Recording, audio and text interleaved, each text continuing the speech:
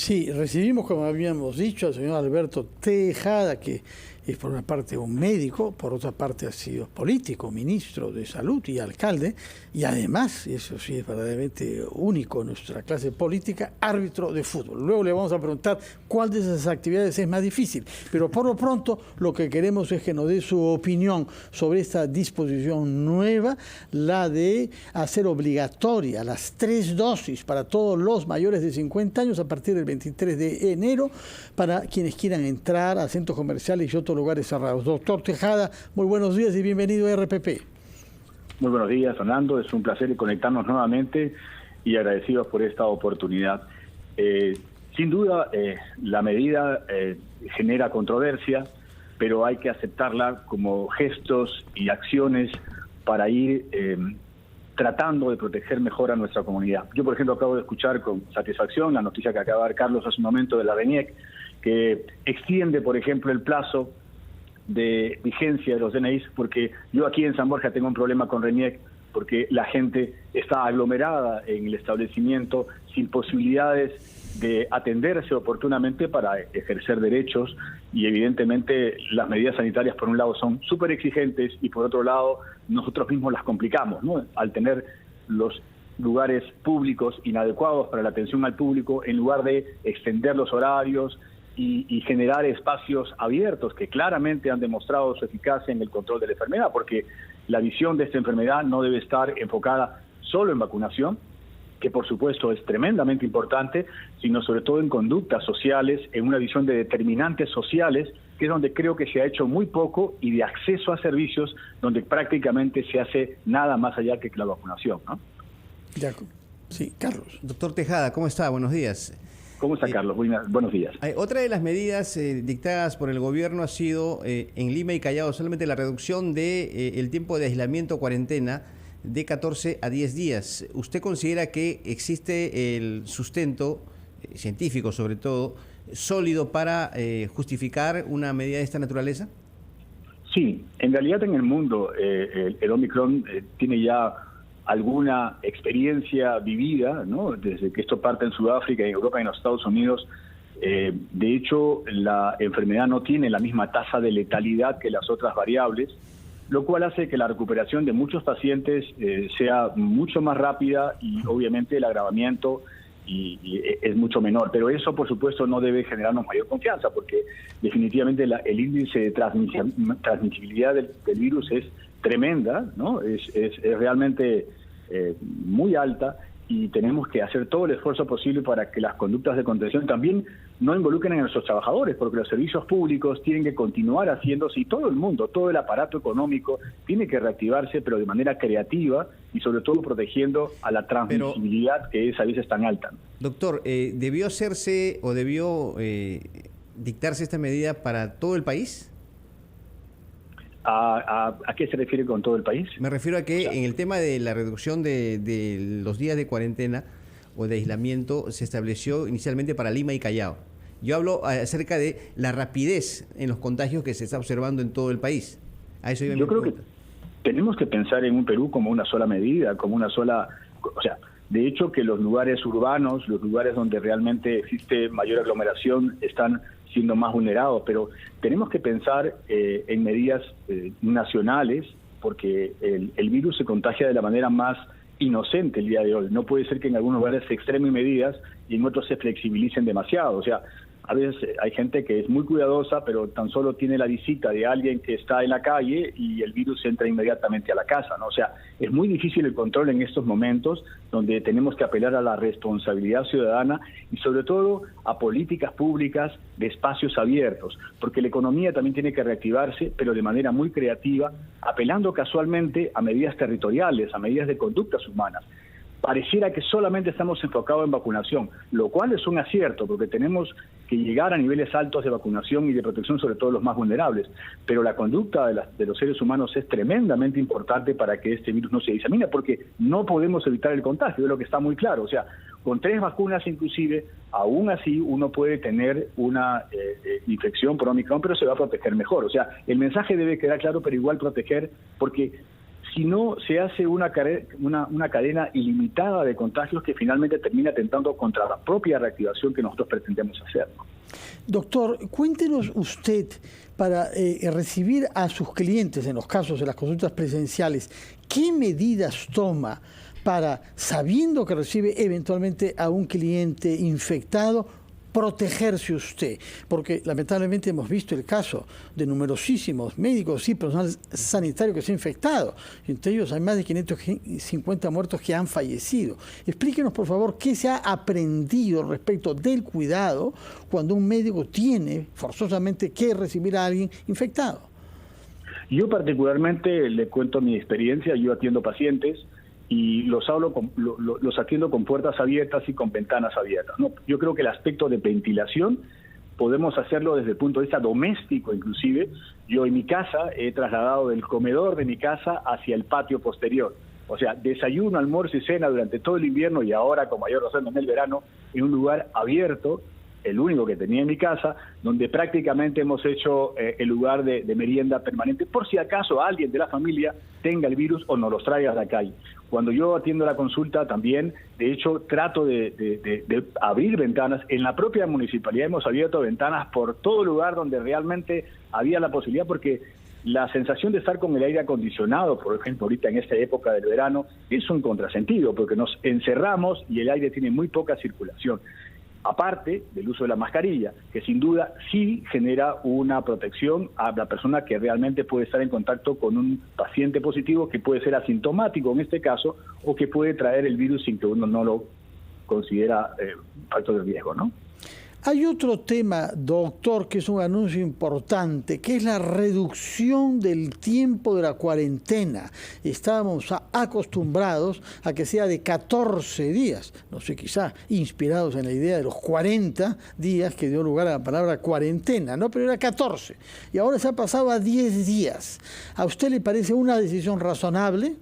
Me parece razonable, y me parece que hay que tratar, es que estamos entre dos corrientes, la que realmente pretende castigar y cercar, que también es bastante difícil, que yo creo que hay que hacer el esfuerzo razonable de tener aislamiento, pero también necesitamos que no todo se puede paralizar. O sea, también tenemos 2 años de una fatiga social con un impacto en la economía terrible. Yo veo acá salud mental en la comunidad y veo cómo esta consulta se ha disparado, el tema de salud comunitaria, la salud mental comunitaria, de una manera impresionante.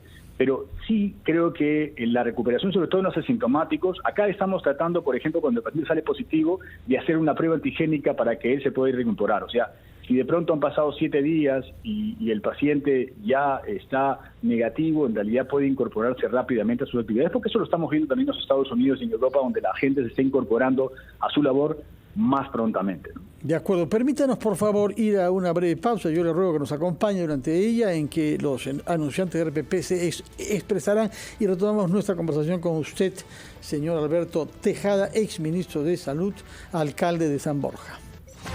Muchas gracias, compañera. Retomamos entonces nuestra conversación con el doctor Tejada, al cual naturalmente hemos hecho compartir estos momentos y estas declaraciones, su opinión sobre lo que nos ha informado el señor Suárez, jefe del INS. Uno, que se debe generalizar el uso de los test de autoaplicación, es decir, uno mismo los compra en una farmacia, se los hace en su casa y sabe uno mismo si está infectado o no. En primer lugar, el precio es un poco caro, me parece, ¿no? Comprar eso genera una dificultad. El Estado podría ayudar un poco más para desconcentrar las colas en los centros de salud, por una parte. Y luego se nos dice, ¿qué hace uno si es que sí averigua en su casa que está infectado? Llamar al 103, la línea está saturada. Ir a un centro de salud. ¿Eso significa un riesgo o no que uno puede ahorrar a otros estando infectado, estar desplazándose, eventualmente tomar transporte público para ir a decir presencialmente que está infectado? ¿Qué es lo que propone usted, señor Tejada, que ha dado muestras de mucha habilidad cuando fue ministro para buscar soluciones prácticas? Yo recuerdo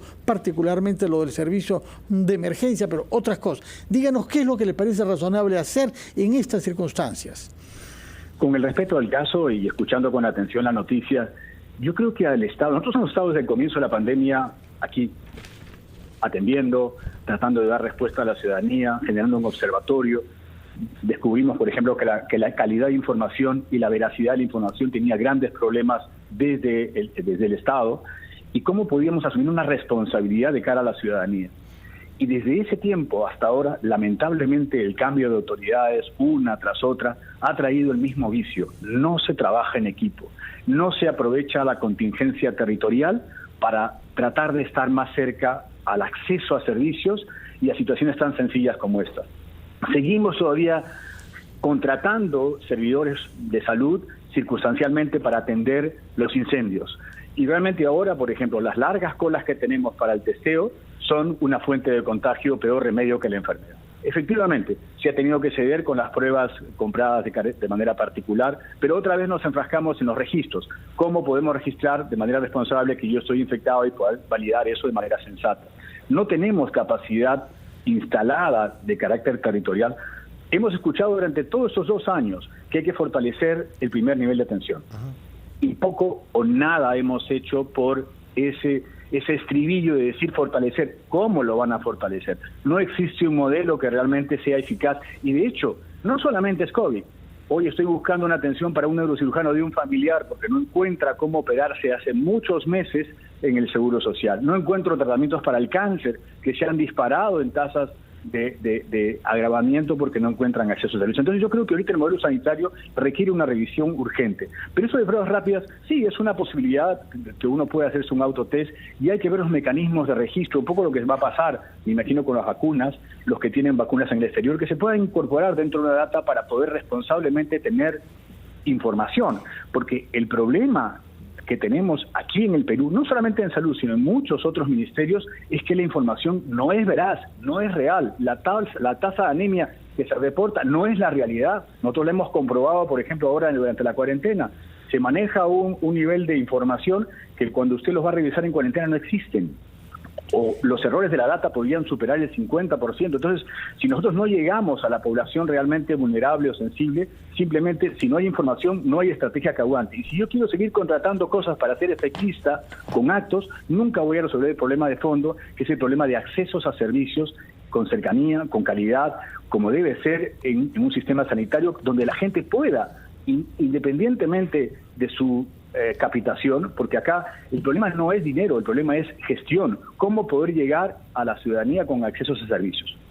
Doctor Tejada, ya que usted es una persona que ha estado muy ligada al fútbol, justamente lo mencionaba Fernando, quería preguntarle si está de acuerdo con que el Ministerio de Salud haya dispuesto que en los estadios no haya público. Usted habló hace minutos nada más acerca de la promoción de los espacios públicos, obviamente con todas las medidas que se deben cumplir. Pero, por ejemplo, en Barranquilla, tengo entendido, donde va a jugar Perú la siguiente fecha de eliminatorias, se va a jugar con público. Entonces, no sé si usted está de acuerdo con esta decisión. Hablo del punto de vista de salud, no del respaldo que puede significar o influir el público en un partido de fútbol, ¿no? No, desde el punto de vista del respaldo, siempre el aficionado va a querer, la gente de fútbol va a querer tener el respaldo de su aficionado, porque eso tiene que ver un poco con el aliento natural de un equipo. Pero acá entramos en una fina línea entre el cuidado de la gente y obviamente el deporte. Yo creo que hay que ser sensato, se puede ir a puntos intermedios, un poco como estamos haciendo con los aforos, pero cumpliendo bien sobre todo la tarea de tomar acuerdos y cumplirlos. No, yo creo que las aglomeraciones a veces son insensatas. En un estadio donde pueden la gente estar dispersa, a veces tú los ves a todos juntos en un solo lugar. Yo, por ejemplo, he estado viendo las finales de los torneos acá, por lo menos en Lima, y de pronto vemos el estadio vacío por todos lugares y todos concentrados en un mismo foco, muy aglomerados en un solo sentido, lo cual hace no alentador que 5.000 espectadores en un estadio de 50.000, por ejemplo, que podría ser pues muy disperso, todos se aglomeran, los juntitos, todos los 1.000 están en un solo lugar. O sea, necesitamos hacer un esfuerzo con las instituciones deportivas para que realmente los acuerdos a los cuales se lleguen se cumplan, porque sí debemos promover la reactivación. Nosotros de acá, de hecho, lo hacemos con los niños, lo hacemos con la recreación, pero usando los espacios públicos con distanciamiento, a las cuales las municipalidades tienen que aportar con el orden, con sus medidas de vigilancia, de serenazgo, de fiscalización, para que podamos también hacer una ciudad vivible o una actividad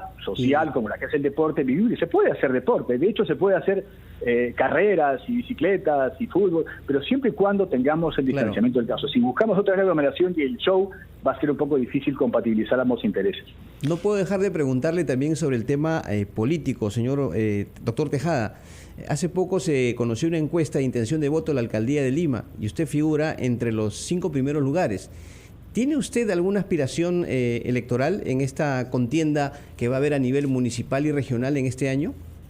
¿A la alcaldía de Lima? A ver, hemos transitado en estos tiempos siempre como un independiente en la vida pública, gestionando, tratando de ser un buen vecino y un ciudadano, y en este caso alcalde por tercera vez, como también tuvimos la oportunidad de estar en el Ministerio de Salud. Y creo que podemos aportar con alguna experiencia a la política peruana de una manera diferente, ¿no? Yo soy un ciudadano de a pie, de clase media como todos, que quiere aportar con su experiencia a ver qué se puede hacer. Pero obviamente tenemos de por medio a la institucionalidad política, que todavía requiere mucha madurez, y a veces uno tiene cierto temor de ingresar en este mundo donde casi todo es ¿qué hago para denunciarte? ¿Qué hago para bajarte la llanta? Y no se piensa en el objetivo del servicio, sino más bien la gente parece que está buscando el poder. Todavía no está definido, vamos a ver qué pasan todavía las cosas, pero voluntad de aportar, voluntad de esta experiencia en los 3 niveles de gobierno, ponerla al servicio del país, sí hay la voluntad de hacerlo. Ojalá que las condiciones se den. La aspiración está. La voluntad puede estar, pero depende de muchos factores. Hoy día en política hay que ver cuáles son los actores, en qué condiciones se dan, cuáles son las motivaciones, porque la gente yo creo que busca más poder y hasta empleo que deseo de servir a su país, a su colectividad. Yo creo que uno tiene que poner en sacrificio su propia trayectoria y no servirse casualmente de lo que significa el poder político. Ojalá que sea escuchado usted. Yo quería terminar preguntándole, ¿qué le parece más difícil? ¿Qué requiere más paciencia? ¿Ser médico en tiempos de COVID, político en tiempos de polarización o árbitro de fútbol en tiempos de barras bravas? Es una buena pregunta, pero mira, el fútbol es un buen escenario. Ahí hay una confrontación permanente, pero se generan acuerdos y las leyes se cumplen. Pero ha tenido usted que suspender algún partido después de un puñetazo, ¿ah? Recuerdo muy bien eso. Carlos lo recordará mejor que yo. Un clásico, ¿no? En el 96. Las hemos suspendido totalmente porque las normas tienen que cumplirse. O sea, yo creo que tenemos que tener un acuerdo social para el desarrollo. Eso significa plantear proyectos. Acá hacemos una descripción totalmente siempre del diagnóstico, ¿no? Tenemos un problema sanitario malo, tenemos un problema de pobreza, tenemos un problema que se va a caer todos los asentamientos humanos, pero ¿qué vamos a hacer? El tema es, yo creo que plantear un plan de desarrollo e ir adelante. Todos los escenarios son difíciles, pero hay que tratar de conciliar acuerdos para que todos juntos, Yo en realidad cuando hablamos de la selección, yo creo que la gente no debía pedir un voto, debía pedir ayuda. Oye, quiero que me ayudes porque en realidad uno parece que está generando un mercado inverso. Yo creo que acá de lo que se trata es resolver los grandes problemas que tiene el país. Hoy, destrabar a esta economía con salud tiene que ser un desafío para todos muy creativo, porque las circunstancias no existen formateadas. Todavía no sabemos qué va a pasar con la enfermedad. La enfermedad, propiamente dicho por los grandes especialistas en salud pública, está todo en conocimiento, ¿no? O sea, estamos ya en una tercera etapa de vacunación, no sabemos si vamos a una cuarta vacunación, pero hay que responder de acuerdo a las situaciones, haciendo de esto una conducta decente, ¿no? Yo creo que hay necesidad de generar confianza en la población, no seguir castigando ni polarizando este espacio social que realmente tanto nos hace daño. Muchas gracias. Y yo tengo optimismo. Muchas gracias por el optimismo y también por el uso de la palabra decencia. Hacía tiempo que no le escuchaba, no sé por qué. Muchas gracias, doctor Tejada. Que tenga buenos días y gracias por su presencia en RPP. Vamos a ir a una pausa, después de la cual hablaremos sobre economía y lo haremos con el señor González Izquierdo, que nos explicará qué está pasando con el dólar, que se ha puesto a bajar desde hace ya varios días.